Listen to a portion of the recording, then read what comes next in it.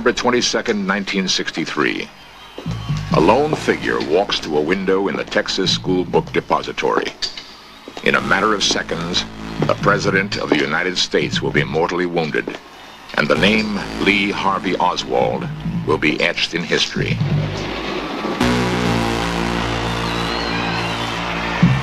But did Oswald really kill President Kennedy?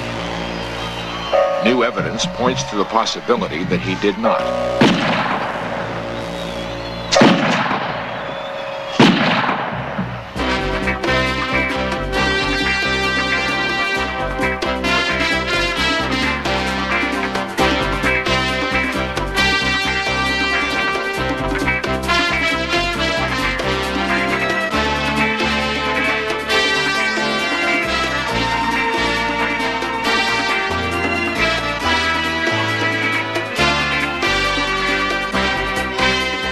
This series presents information based in part on theory and conjecture.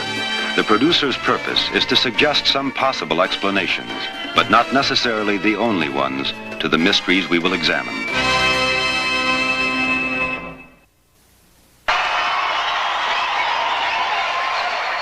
During the Cold War era of the early 1960s, President John F. Kennedy is to become the most admired leader of the free world.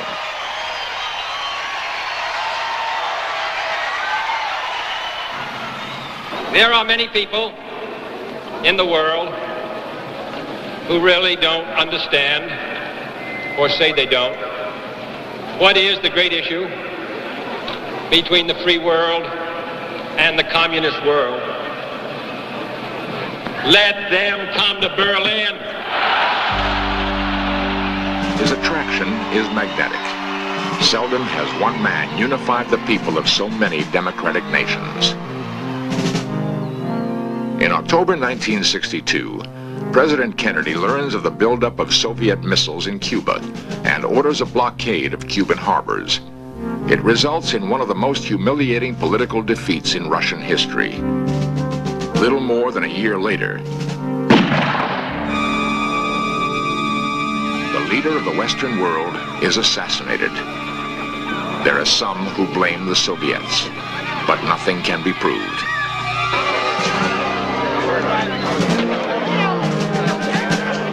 Within hours, Lee Harvey Oswald, ex-Marine, former Russian defector, and as we have come to believe, a distraught and frustrated young man, is in custody.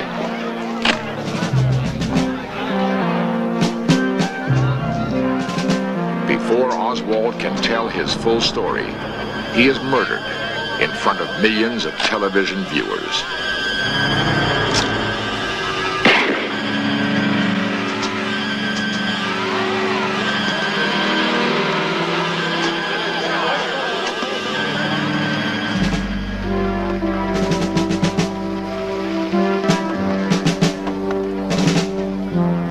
Almost a year later, the Warren Commission delivers its verdict on the Kennedy assassination. Lee Harvey Oswald acted alone. He was not a part of a conspiracy. The Warren Commission concluded there were 3 shots fired during the assassination, all of them coming from behind the president out of a Texas school book depository window.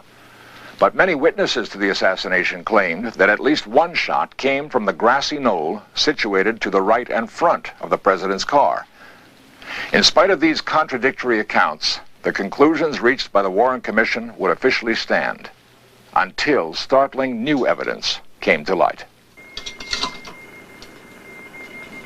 It was a recording that had been overlooked for 15 years. The tape should never have existed at all.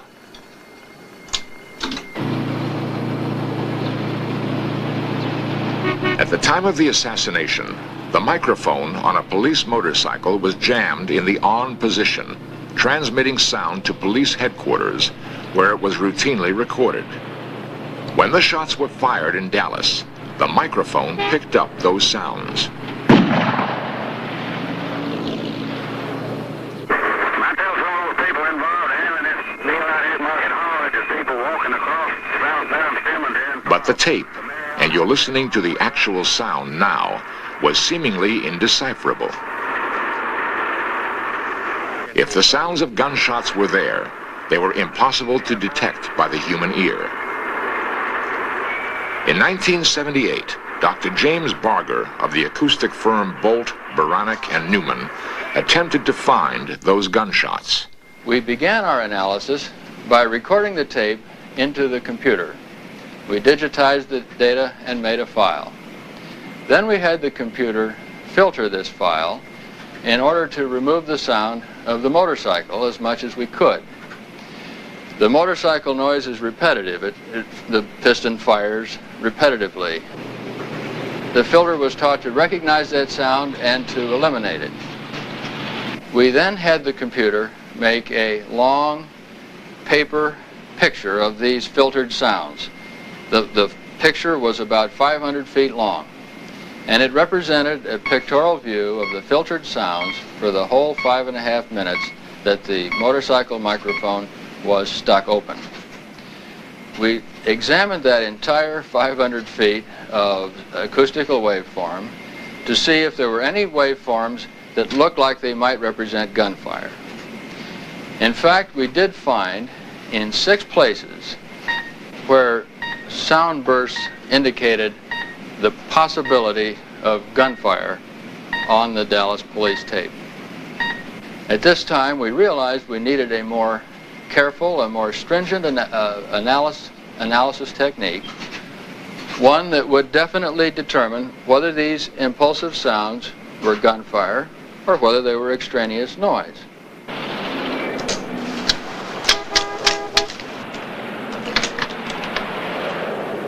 The more stringent technique Dr. Barger needed resulted in one of the most unique scientific experiments of this century. Dr. Barger and his team returned to Dallas to perform a sound recreation of the Kennedy assassination. Shots were recorded at various places at the assassination site for later comparison with the motorcycle tape.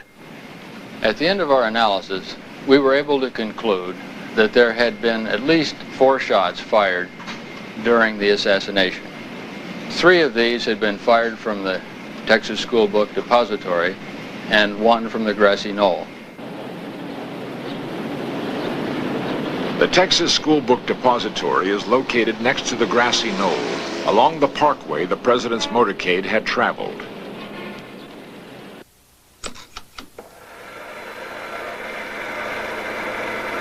Bob Groden, a photo optics specialist, attempted to synchronize an enhanced version of the motorcycle tape with the famous Zapruder film, an 8mm home movie shot by a motorcade observer. This synchronization, shown now for the first time on nationwide television, reveals with shocking clarity that at least 2 gunmen had to have been involved, one firing from behind the president, the other from the right front.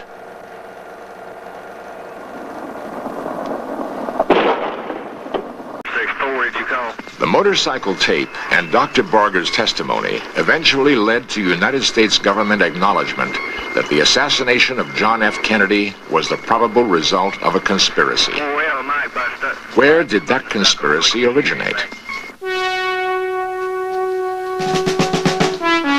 Less than 2 months after the assassination, Yuri Ivanovich Nosenko, a high-level Russian KGB agent, defected to the United States. As recreated here for In Search Of, Nosenko told American CIA officers that as part of his duties, he had personally supervised the KGB file on Lee Harvey Oswald while Oswald lived in Russia. Nosenko assured the Americans that Oswald had no relations with Soviet intelligence and acted without Soviet knowledge in the assassination of President Kennedy. Many of the CIA officers found serious discrepancies in Nosenko's story and suspected that Nosenko was sent here by the KGB to mislead the Americans about Oswald's Soviet connections.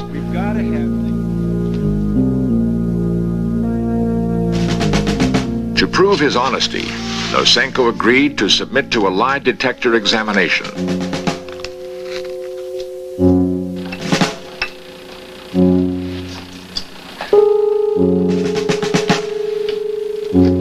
The key questions: did Nosenko supervise the KGB file on Lee Harvey Oswald? Yes. And was Lee Harvey Oswald involved in any way with the intelligence activities of the KGB? No. How many times? According to the results of the polygraph test, Yuri Ivanovich Nosenko was a liar.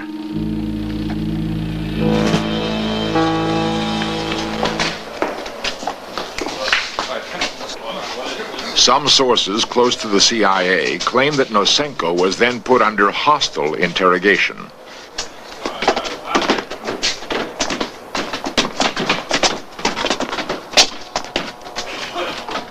Isn't that right, Jody? You have that report. Treated more like a captured spy than a defector, Nosenko was put through grueling, unrelenting, and abusive interrogation.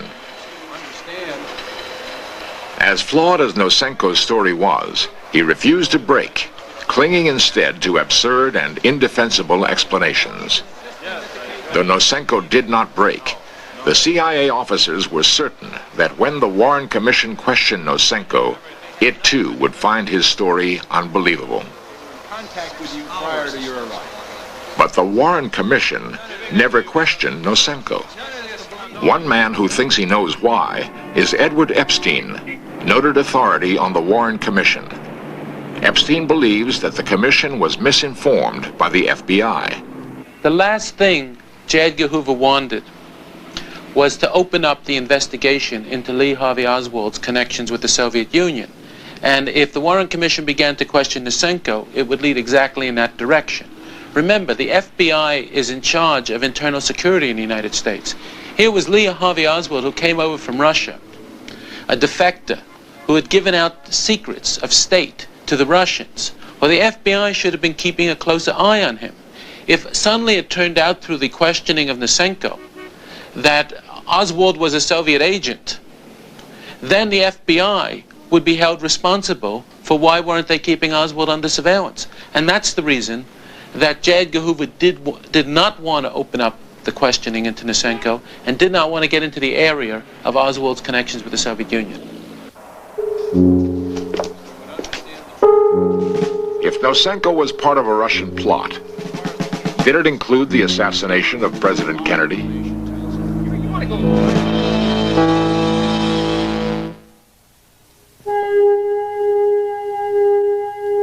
Lee Harvey Oswald was born in New Orleans in October 1939. His father had died 2 months before. His childhood was marked by instability, moving with his mother from house to house, city to city. By the time he was 10, he had attended 6 different public schools. While he was regarded as friendly and likable, his teachers detected something hidden within him, a certain tenseness.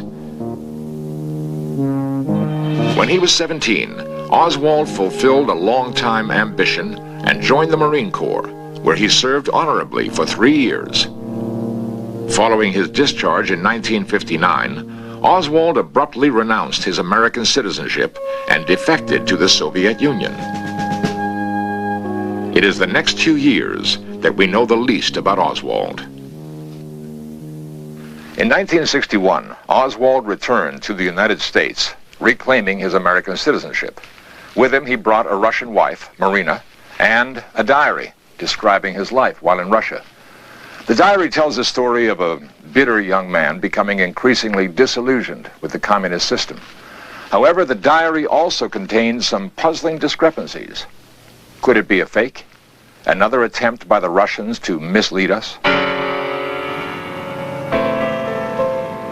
To find out, we went to the National Archives in Washington, D.C. to interview internationally known handwriting analyst Tia Stein-Lewinson. Mrs. Lewinson had spent more than 4 months working on the Oswald diary, putting it through microscopic scrutiny before she arrived at her evaluation. This is not a spontaneous writing. It is written very slowly and deliberately. One could assume that possibly Oswald copied excerpts from his original diary, which were given to him by some representative of Soviet intelligence, and that he then wrote very slowly in order to comply with the demands. However, here and there one can see that he gets irritated, and especially at the end of the pages he frequently gets quite fatigued. Mrs. Lewinson believes that fatigue in Oswald's writing, as shown here by lines that gradually run downhill, indicates that the complete diary was written in 2 or 3 sessions rather than day by day. I think that Oswald was supervised by Soviet intelligence in order to mislead the Americans at his return to the United States. Edward Epstein. When I went through Lee Harvey Oswald's diary, I found 2 anachronisms, 2 things that were out of date. One was on October 31st, where he talked about the American consul, McVicker, who wasn't yet the consul for another year. The second thing was he talked about rubles in terms of old rubles that were 10 for $1 rather than new rubles that were 1 for $1. This was not a genuine diary. It was a fake. It was written after the fact to give Lee Harvey Oswald a legend so he could explain to the FBI and other people in America what he was doing in Russia for 2 years, what he was supposed to be doing in Russia, not what he was doing. If Oswald's diary is in fact a fake, and if Nosenko only defected to mislead the Americans, it leads one to ask, what were the Russians trying to hide? What happened to Oswald during his stay in the Soviet Union that the Russians don't want us to know about? Could there have been a plot so bizarre no one would have dared thought it possible?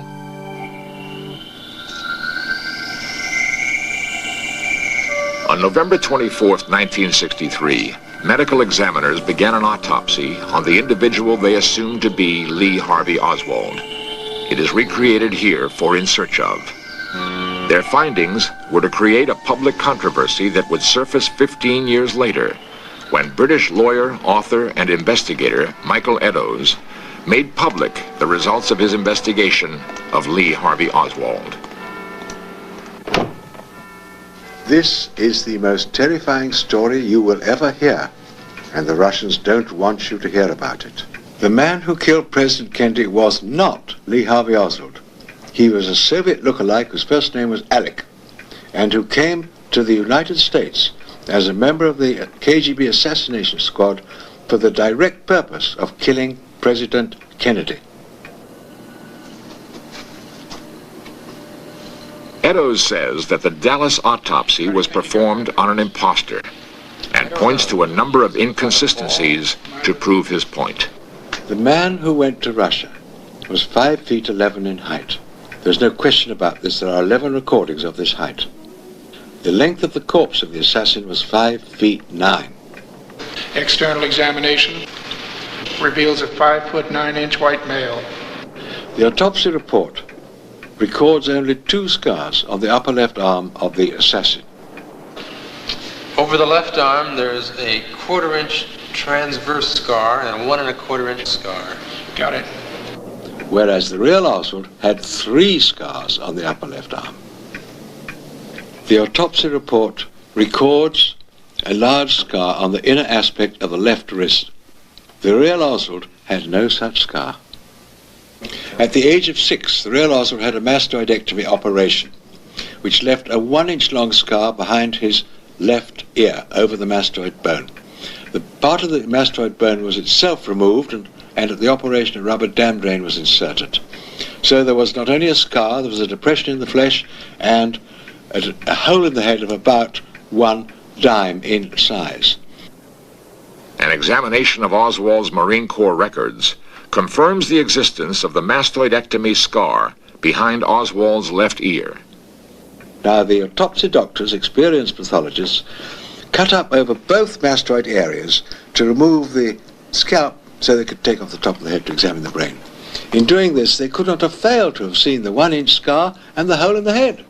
The autopsy report does not record the scar, does not record the depression, and although the skull was x-rayed, does not disclose the hole in the skull.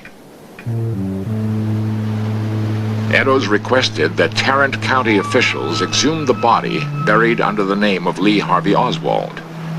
His request was rejected, and Eddowes has since taken legal action in state court. Could there have been two Oswalds? Eddowes claims the picture on the right is the second Oswald, the Russian impersonator. Imposter or not, the bigger mystery remains.